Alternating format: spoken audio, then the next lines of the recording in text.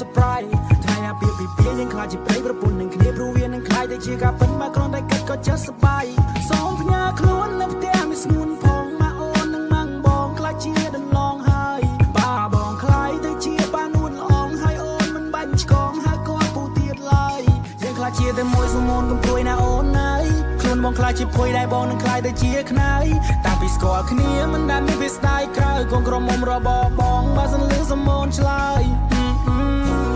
តែនៅណាដែលមិនចង់បានក្តីស្រឡាញ់ពេញដល់ភាពស្រស់បំប្រងរៀងរាល់ថ្ងៃ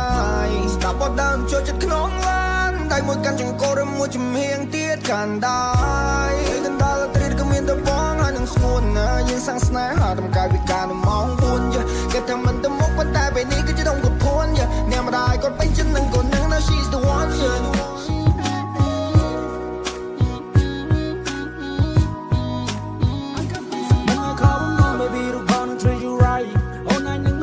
បងនឹងធ្វើឲ្យអូន surprise ថ្ងៃអាពាហ៍ពិពាហ៍យើងខ្លាចជាប្តីប្រពន្ធនឹងគ្នាព្រោះវានឹងខ្លាចតែជាការពិតមកគ្រាន់តែគិតក៏ចិត្តសប្បាយសូមផ្ញើខ្លួននៅផ្ទះមានស្ងួនផងមកអូននឹងម៉ាំងបងខ្លាចជាដន្លងហើយបាបងខ្លាយទៅជាបានួនល្អងហើយអូនមិនបាញ់ឆ្កងហើយគាត់ពូទៀតឡើយយើងខ្លាចជាតែមួយសមូនកុំព្រួយណាអូនណាយខ្លួនបងខ្លាចជាភួយដែរបងនឹងខ្លាយទៅជាខ្នើយតាំងពីស្គាល់គ្នាមិនដែលមានវាស្ដាយក្រៅកូនក្រមុំរបស់បងបើសិនលឺសមូនឆ្លើយ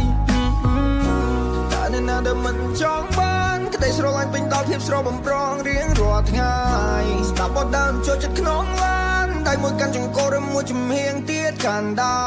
រកណ្ដាលត្រីក៏មានតែបងហើយនឹងស្ងួនណាយើងសាំងស្នេហាតម្កាយវិការនៅម៉ោង4គេថាមិនទៅមុខប៉ុន្តែពេលនេះ